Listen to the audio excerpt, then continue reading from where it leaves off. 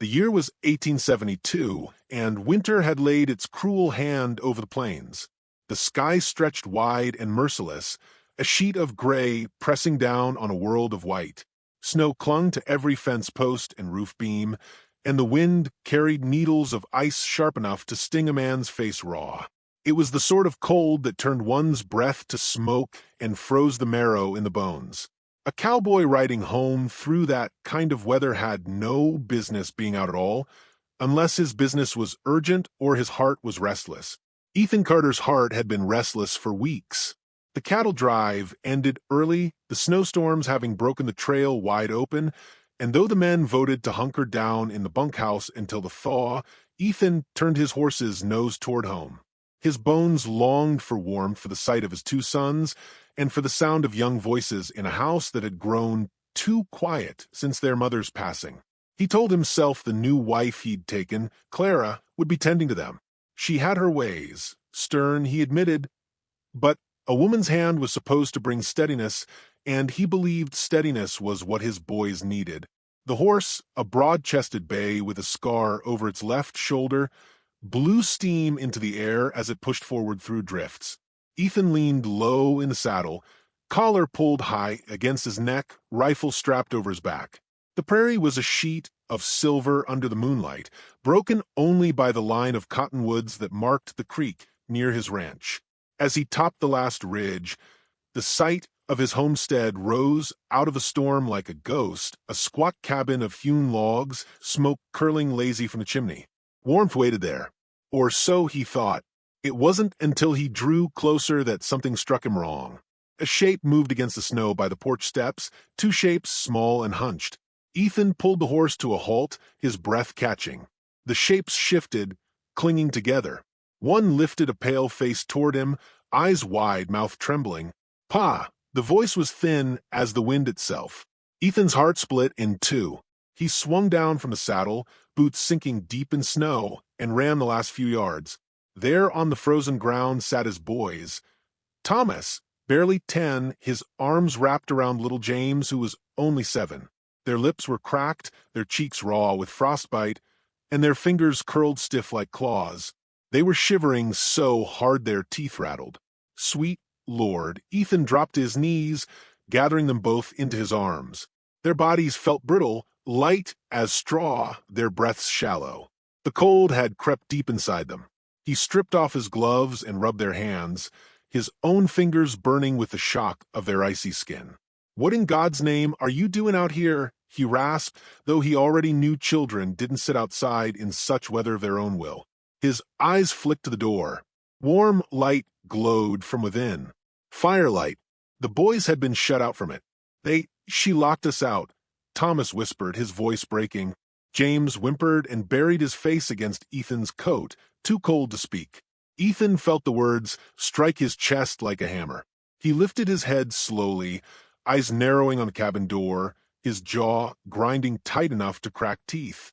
He pulled the boys to their feet, half carrying them toward the porch.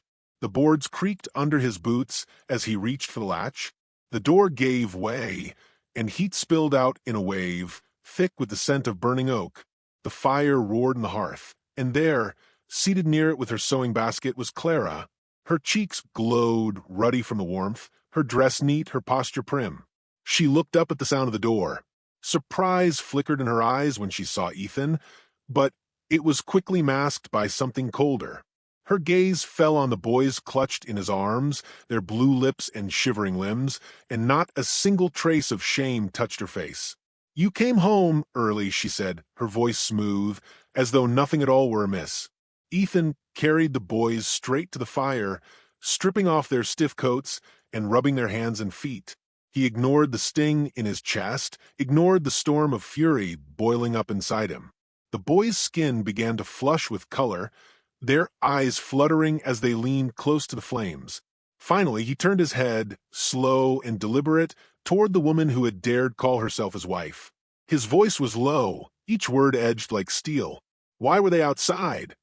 Clara's eyes narrowed just slightly. She set down her sewing, smoothed her skirt, and replied with maddening calm. "They wanted to play. Boys will be boys. They stayed longer than they ought to. Play." Ethan's tone dropped lower still. In a storm like this, without proper coats, their skins near froze through. She shrugged, lips pressing in a thin line. Perhaps they needed a lesson. They've grown unruly. They don't mind me. Thomas lifted his head from the blanket Ethan had wrapped him in, his voice hoarse but clear. She locked the door. Pa said we couldn't come in till we stopped whining for you. The room went quiet, save for the hiss of the fire. Ethan's eyes stayed locked on Clara, and in them burned a fury deeper than the blizzard outside. He rose slowly, every inch of his tall frame radiating the kind of danger that made men think twice before drawing iron. You left 2 children to freeze. His voice shook with restrained rage. My children. Clara's chin lifted defiantly. They are my responsibility now as your wife. Discipline is needed. If you cannot stomach it, perhaps you are too soft. Ethan stepped closer, boots thudding against the wood floor. For a moment, he thought of reaching for the pistol on his hip, not to use it, but to remind her of the line she had crossed. But he stopped. Killing wasn't the answer. Not here. Not before the boys. Instead, he let silence stretch, his glare enough to strip the air raw. Then he turned, kneeling back beside his sons, brushing damp hair from their foreheads. His hands trembled with something beyond cold, something that felt like shame. He remembered Mary, their mother, how she used to tuck them in by the fire, humming low as she brushed their hair back from sleepy eyes. She died 2 winters past, fever taking her fast, and the house had turned hollow ever since.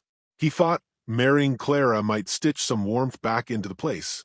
But warmth could not be stitched by someone who carried ice in her veins. Ethan swallowed hard, pressing his forehead against Thomas's crown. I'm sorry, boys, he whispered, though he wasn't sure if he was apologizing for the night or for ever letting Clara step foot in their home. The wind outside slammed against the shutters, rattling them like bones. Ethan lifted his gaze, decision settling in him like stone. He rose again, his movements sharp and certain. He pulled blankets from the shelf, wrapped both boys, then began pulling gear from the wall, saddlebags, lantern, canteens. Clara's voice sharpened. What are you doing? Ethan didn't pause. Taking my sons out of this house. In this storm? She laughed, the sound brittle. You'll kill them yourself before dawn.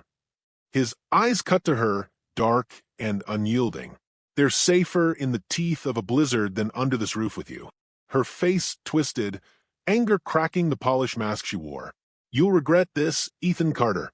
Mark my words. You'll crawl back begging. He slung the saddlebags over his shoulder, lifted James into one arm, and guided Thomas with the other. He stopped only long enough to spit out words cold as the wind beyond the door. I'd sooner crawl into my grave than leave them another night here. The door slammed behind him, the gale swallowing her shriek of fury. Snow whipped against their faces, biting deep, but Ethan's grip on his boys was iron. He carried them down the steps, across the yard, and up into the saddle. The bay shifted nervously, steam rising from its nostrils, but Ethan swung up behind his sons, drawing them tight against him. The night stretched endless ahead, a world of white swallowing horizon and sky alike. The storm howled like a pack of wolves, fierce and unrelenting. But Ethan leaned low over his sons, his arms strong, his heart harder still. Behind them, the house burned warm with fire, but inside it lay only cold. Out here in the storm, at least they had each other. He urged the horse forward into the wind, into the dark, into whatever trial the frontier would put before him next. The storm was merciless, the night unforgiving, but Ethan Carter had made his choice. And nothing, not blizzard, not hunger, not the cruelty of one false woman, would turn him back. The sound of hooves faded into the storm, carrying father and sons into the wilderness, away from a house that was no longer home. And so began their reckoning. The storm did not ease by dawn. Snow came down in thick curtains, carried sideways by the wind, lashing at horse and rider alike. Ethan bent low in the saddle, arms tight around his sons, feeling every shiver pass through their bodies. The horse plowed forward with labored steps, hooves breaking crusted drifts, steam rising from its flank. Each mile chewed away at the animal's strength, and Ethan knew they could not last much longer in open country. The cold wasn't just a hardship, it was a predator waiting for weakness. Thomas clung to the saddle horn, lips pale, but his eyes burned with stubborn will. James was smaller, lighter, his head resting against Ethan's chest, drifting in and out of sleep. Ethan pressed his chin down on the boy's hair, whispering harshly against the wind. "Stay with me, son. Don't you close them eyes." His voice cracked under the strain. "Stay awake." He scanned the land for any break in the endless white. Then, as if fate had granted a small mercy, he spotted it, a line of black timbers crouched against the trees ahead. Weather-beaten walls, a roof sagging under snow, smoke hole long cold. An old trapper's shack, half forgotten. Shelter, with a growl, to the bay. Ethan pushed forward. The horse stumbled once, righted itself, and climbed the drift that led to the door. Ethan swung down, his legs stiff from the cold, and lifted both boys into his arms. He kicked the door hard enough to splinter the frost on its hinges. It creaked inward, revealing a room dark as a cellar, air stale with years of dust. But there was a stone hearth, in one corner, a pile of broken wood along the wall, and that was enough. Ethan lowered the boys onto a tattered blanket he found balled in the corner. Their faces were ghost pale in the gloom. He struck flint, coaxing sparks into tinder, his fingers clumsy with numbness. Breath smoked from his lips as he cursed the stubborn ember, coaxing it like it was a child itself. Finally, flame caught. Soon the shack glowed with the orange light of fire, shadows dancing against rough-hewn logs. The boys edged closer, their trembling easing just enough for them to feel the first lick of warmth on their cheeks. Ethan crouched by the blaze, rubbing his hands. His eyes burned with unshed fury. He should have been here all along, not leaving them under Clara's roof. He thought of Mary again, how she would have sat by this same fire, singing soft, her voice sweet enough to drown the storm outside. She'd been the gentlest soul he'd ever known, and her boys had carried her kindness in them. He'd sworn to protect that, sworn to raise them right. Somewhere along the line, he'd broken that oath. "Pa!" Thomas's voice cracked the silence. Ethan turned, his chest tightening. The boy's eyes were watery but strong. Will you leave again?" Ethan shook his head slow, deliberate. "No, son. Never again. I swear it." Thomas pressed his lips tight, as if testing the truth of those words.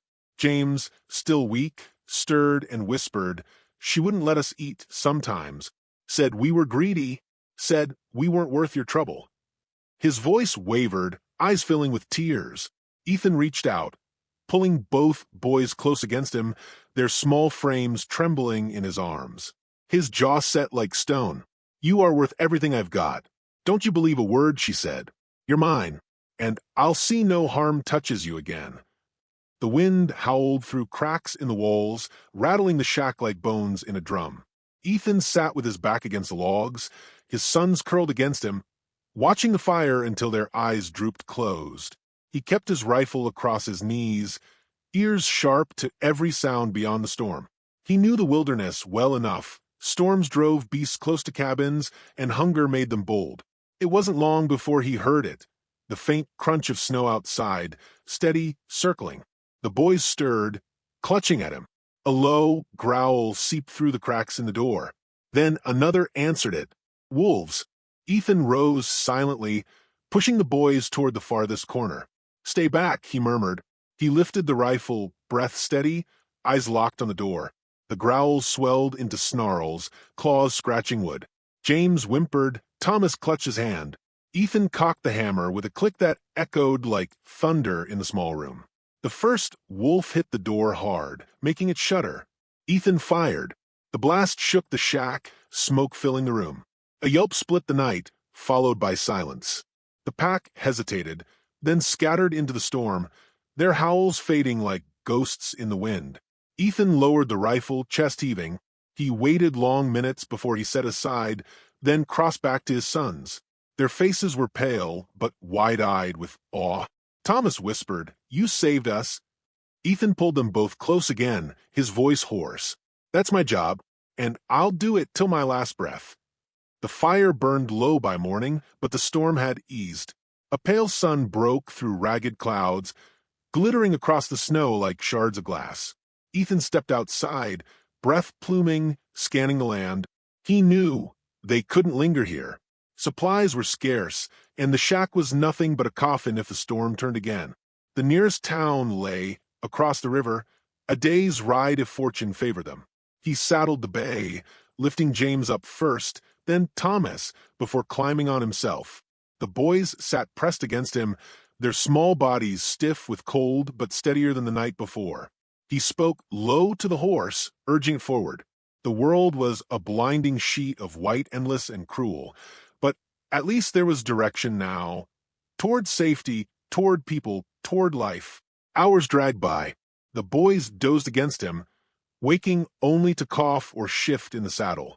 Ethan felt every tremor in their bodies, every weight of exhaustion pressing on them. He kept speaking to them, telling stories of Mary, of gentler days, of springtimes when wildflowers turned the plains into a sea of color. His words weren't just for them. They were for himself, a reminder of what he fought to hold on to. By midday, the river lay before them, wide and frozen. The ice glimmered under the pale sun, stretching like a road into the trees beyond. Ethan studied it with narrowed eyes. The surface was solid enough, but he knew rivers hid treachery. One weak spot, one crack, and they'd be swept beneath with no chance of clawing out. He dismounted, leading the horse to the bank. The bay balked, ears flat, hooves stomping nervously on the snow. Ethan laid a hand on its neck, murmuring low, steady words. Then he stepped onto the ice, testing each footfall before leading the animal forward. The first stretch held firm. The sound of creaking ice echoed under their boots, hollow and menacing. Thomas clutched Ethan's coat, eyes wide, while James buried his face in his father's back. The horse snorted, breath pluming in sharp bursts. Midway across, the ice cracked. A sharp, splintering sound split the air. The bay reared, hooves pounding, eyes rolling with panic. Ethan threw his weight forward, yanking the reins, forcing the horse down before it shattered the surface completely. The crack raced out like lightning across glass, water bubbling black beneath. "Hold on!" Ethan shouted, his voice raw. He shoved the horse forward, every step a gamble. The ice groaned, splinters spreading, water seeping up around hooves. Another crack shot toward them, jagged and fast. For a heartbeat, it seemed the whole river would give way. With a desperate lunge, they reached the far bank. The horse scrambled up the slope, hooves kicking snow, and collapsed onto solid ground. Ethan leapt down, pulling his boys from the saddle. All three clung to each other, gasping, while behind them the ice split and a great slab sank with a roar into the river, leaving only dark water in its place. The boys clung to him, shivering for more than cold. Ethan held them tight, his own chest heaving. He lifted his eyes to the tree line ahead, jaw set. There was no turning back now. The wilderness had tested them, tried to break them, but they were still standing. He brushed the snow from their faces, forcing his voice to steady. "See, we made it. Nothing's talking us down, not storm, not wolves, not that river. We keep moving, boys, just a little farther." The bay shook itself, snorting steam, and Ethan mounted again, pulling his sons close. They rode into the trees, shadows stretching long across the snow, the river raging behind them. Ahead lay the faint hope of town, of firelight and safety, but also the reckoning that waited with Clara. As the day darkened and the cold settled deeper, Ethan knew the hardest part was yet to come. But he also knew this. The bond between father and sons had been forged stronger than any storm. Nothing would break it now. The snow had thinned by the time the town came into view, but the wind still cut sharp enough to peel skin. The settlement huddled low against the plain, a scatter of cabins and shacks ringed by the dark stumps of felled trees. A single street ran between the buildings, churned mud frozen solid beneath the ruts of wagon wheels. Smoke rose from chimneys, and faint sounds of life reached Ethan's ears, the bark of a dog, the strike of a hammer, the thin cry of a baby carried on the wind. The bay stumbled as they entered, near spent from the push through storm and ice. Ethan swung down and half-lifted his boys from the saddle. Both clung to him, lips blue, faces gaunt but alive. Alive was all that mattered. A few townsfolk stopped their business to stare. They saw two children half-frozen, their small hands raw and cracked, their clothes stiff with frost. Whispers rose. Ethan ignored them. He carried his boys straight through the street, every step hammering like a drumbeat, until he reached the small clapboard building with a lantern swinging over its porch, the doctor's office. He kicked the door open with his boot. The warmth struck them like a blow, the scent of herbs and lamp oil thick in the air. Dr. Merrick, a thin man with wire spectacles, looked up from his desk. His eyes widened. Good God, Carter, what in hell happened to those boys? Ethan laid Thomas and James on the cot by the stove. His voice came out rough. They were locked outside. Overnight. The doctor didn't waste a second. He set to work, checking their hands, their feet, pressing fingers against their skin. He ordered his apprentice to fetch warm water, blankets, salves. Ethan stood over them, every muscle rigid, fists clenched until the knuckles burned white. He could feel the eyes of others gathering at the doorway, townsfolk crowding to see. When Merrick finally leaned back, sweat shining on his brow, he exhaled slow. They'll keep their fingers. Lucky. Another hour, I'd be cutting them off. They'll scar some, but they'll live. Ethan closed his eyes. The weight in his chest eased, just enough for breath to come again. He reached down, brushing hair from James's forehead. You hear that, son? You'll be all right. James stirred, eyes heavy, whispering, Pause here. That whisper carried through the room like judgment. Murmurs rippled among the gathered crowd. Men muttered Clara's name. Women shook their heads in disgust. Word would spread faster than fire in summer grass. Ethan straightened, turning toward the sheriff who had appeared at the door.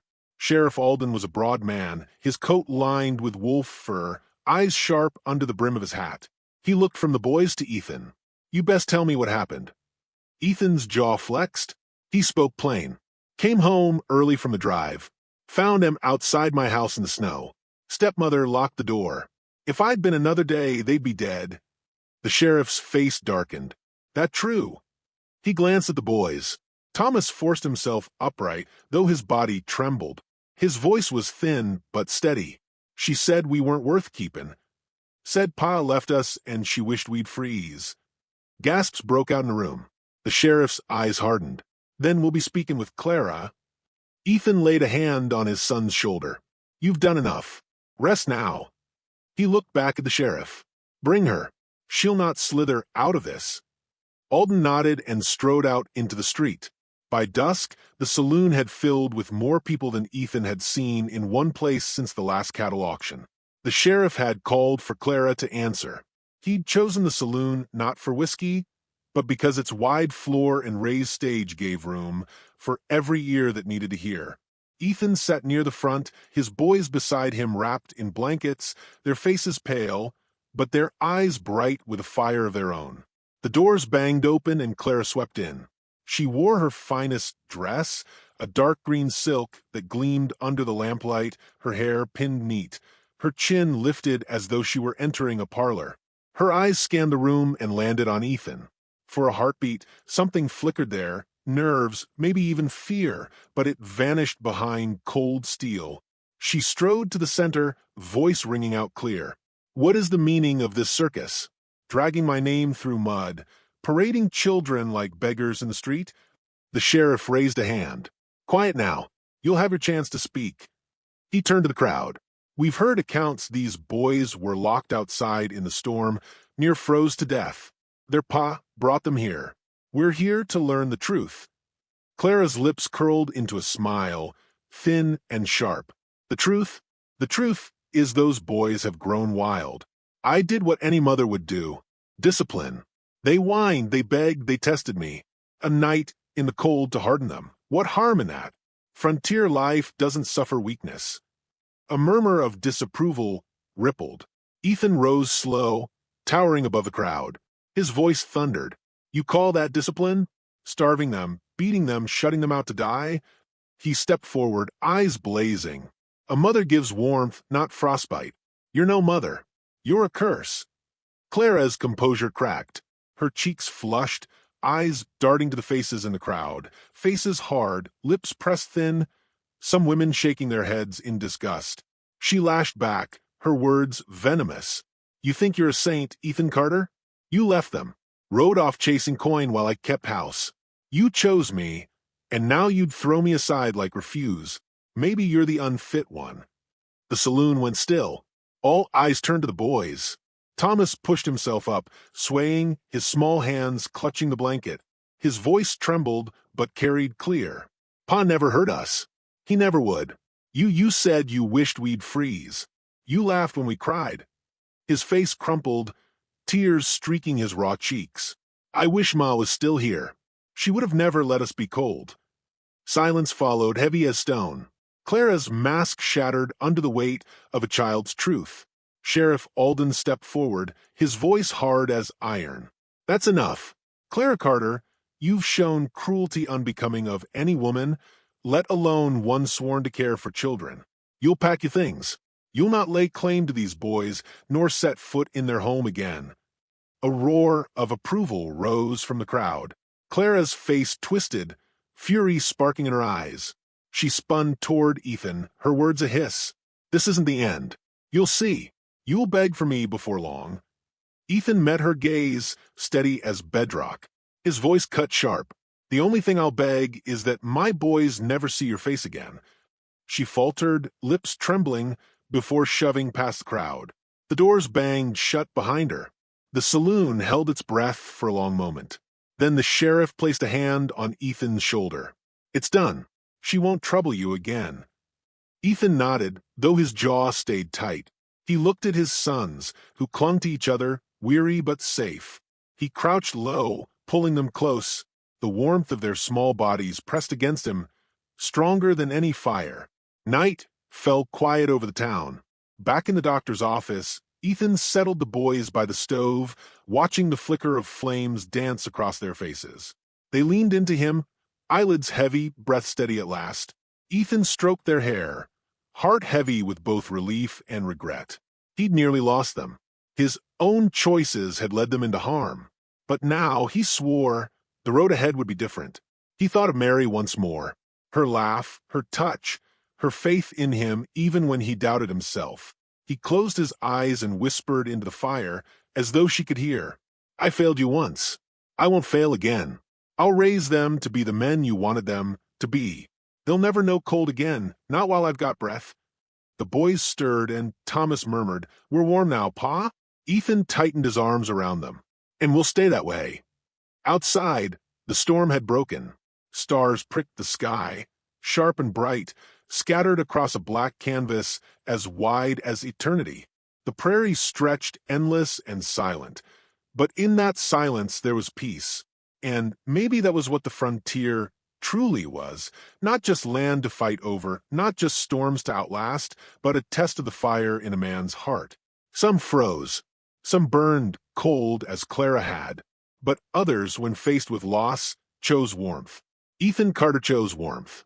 And the tale of how one lone cowboy returned home early and found his sons locked out in the cold would be remembered, not for cruelty, but for the strength of a father who refused to let darkness take them.